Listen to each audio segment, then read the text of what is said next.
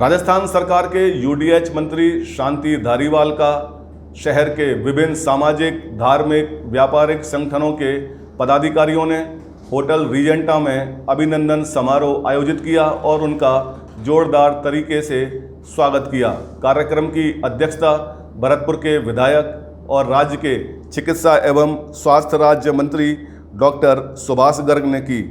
स्वायत्त शासन विभाग के प्रमुख शासन सचिव कुंजीलाल मीणा, सलाहकार GS Sandhu, mayor Abhijeet Kumar, deputy mayor Girish Chaudhary, Kumer नगर पालिका के अध्यक्ष राजीव अग्रवाल, राष्ट्रीय लोकदल के जिलाध्यक्ष संतोष फौजदार, कांग्रेस के पार्षद संजय शुक्ला, सतीश सोगरवाल आदि इस दौरान मौजूद रहे। कार्यक्रम में यूडीएच मंत्री शांति धारीवाल ने कहा कि संभागीय शहर की तरह भरतपुर को विकसित किया जाएगा और भरतपुर को गोद लेकर कई विकास के कार्य यहां पर कराए जाएंगे।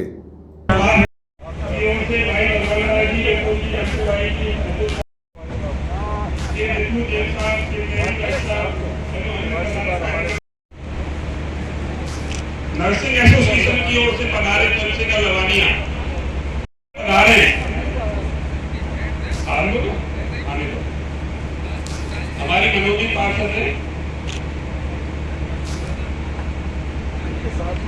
पूजा का कार्य संपादित करती है। मैं मुस्लिम समाज की ओर से पधारे सभी शहर के बंधुओं का, गायत्री परिवार ट्रस्ट से पधारे देवी चाकर साहब एवं अन्य भाई सुशील जी, भाई गिरीश जी, सिख समाज की ओर से पैरामेडिकल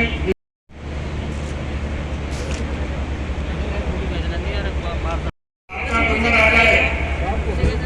आपको अब कोई बात नहीं यार, छोटे-छोटे स्वागत के लिए पधारे। परमात्मा ने लंबाई सही दी है।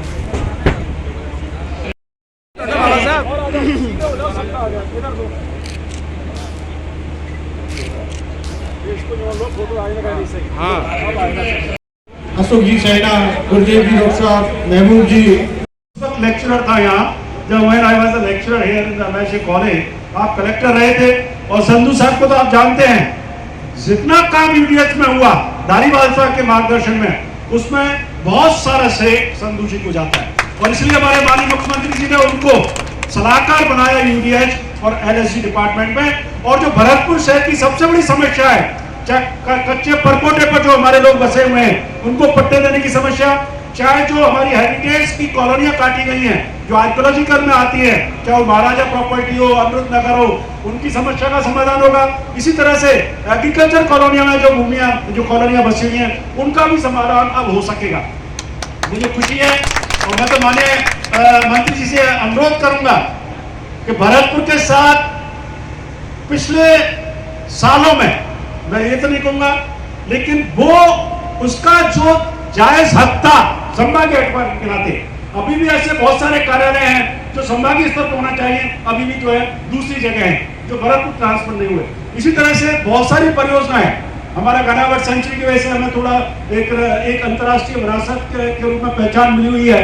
इसी तरह टीटीजेड की वजह से हमें नुकसान ये हो रहा है कि हमारी इंडस्ट्री नहीं आ पाती, एनसीआर में होने की वजह से हमें इंडस्ट्रीज का बड़ा नुकसान होता है। मैं आप जानता हूं कि आप मुख्यमंत्री अशोक गहलोत के सबसे विश्वस्त, भरतपुर वाले कहते हैं कि सुभाष गर्ग बड़े खास आदमी है। अरे आपको नहीं मालूम, सबसे नंबर 1 विश्वस्त सलाहकार कोई है तो धारीवाल साहब बैठे हुए हैं। आप जानते हैं कि धारीवाल जी ने क्या स्टेटमेंट दिए थे, और ये जो कहते हैं गहलोत साहब इनकी बात नहीं टालते।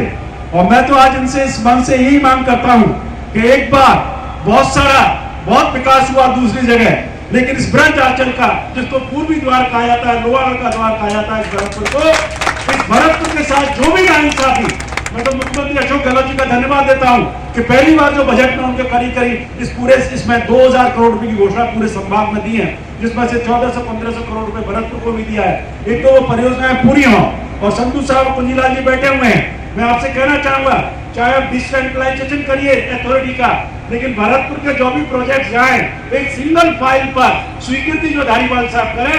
बीच में जो रेड टेपिज्म होता है, जो अफसरशाही जो आप लोग नहीं करते, लेकिन बीच वाला जो तबका होता है, जो हमारे लोअर लेवल से शुरू होकर के और बीच के लेवल का होता है, और संधू साहब तो अच्छी तरह जानते हैं, कुछ इस तरह से खूब आपका अनुभव रहा है। तो इस सिस्टम को खत्म करें।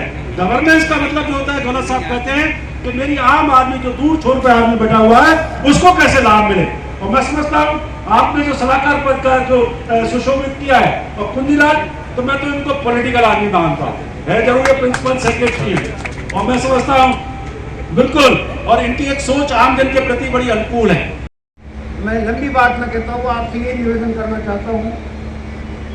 देखिए, कई प्रकार की छोटी छोटी योजनाएं भी ली गई हैं, कई प्रकार की, जैसे स्ट्रीट वेंडर्स क्या है, गरीब लोग हैं, ठेले वाले हैं, फुटपाथ पर बेचने वाले हैं, विकास का काम हाथ में लिया जाए। मेरे पास काफी लंबी चौड़ी लिस्ट है, मैं उसको एक एक चीज को बताने लगूंगा तो शायद 15-20 मिनट लग जाएंगे। अब चूंकि हॉल तो आधा खाली हो चुका है, तो मेरी अपनी बात को आधी पे ही काट दूंगा। क्या छेड़ने हैं क्या नहीं छेड़ने हैं, हम 2 घंटे कल घूमेंगे यहाँ पर भरतपुर में सुबह। 2 घंटे में हम यहाँ पर विकास के काम देखेंगे कि क्या क्या काम है जो आपके द्वारा प्रस्तावित है, वो फीजेबल है या नहीं है। अगर फीजेबल है तो उनको लेकर के जो है उन पर काम किया जाएगा। मैं ये निवेदन करना चाहता हूँ कि ये विश्वास रखिए कि ये सरकार जो है निश्चित तौर पर भरतपुर शहर का विकास करके रहेगी।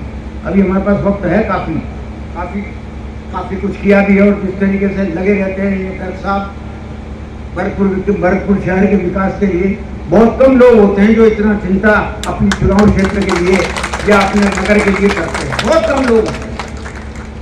मैं भी एक नगर से आता हूँ, कुछ काम करता रहता हूँ, लेकिन मैंने कई बार ये देखा है कि इस तरीके के लोग भी होते हैं जो सरकार में जीतते तो रहते हैं। भारतीय जनता पार्टी के लोग कई बार आपने जीता है, क्या किया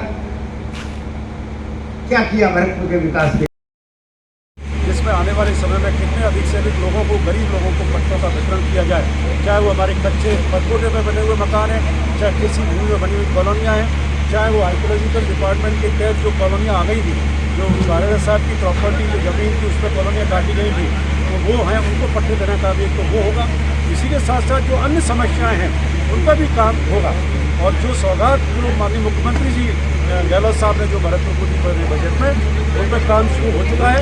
और आज ही मैं मंत्री जी का धन्यवाद देना चाहूँगा धारीवाल साहब का, कि अब ये इस बात के लिए प्रयासरत हैं कि भरतपुर में आने वाले बजट में करोड़ों रुपए की सौगात और मिले। प्रयास करें, धारीवाल जी ने खुद यहाँ पब्लिकली सबके सामने कहा है, और मैं उम्मीद करता हूँ कि आने वाला बजट भी भरतपुर की भावी योजना की एक ऐसी आधारशिला और रखेगा जो नींव तो अभी रख दी गई है इस बजट में, लेकिन नेक्स्ट बजट में इमारत बनकर जरूर तैयार होगी विकास।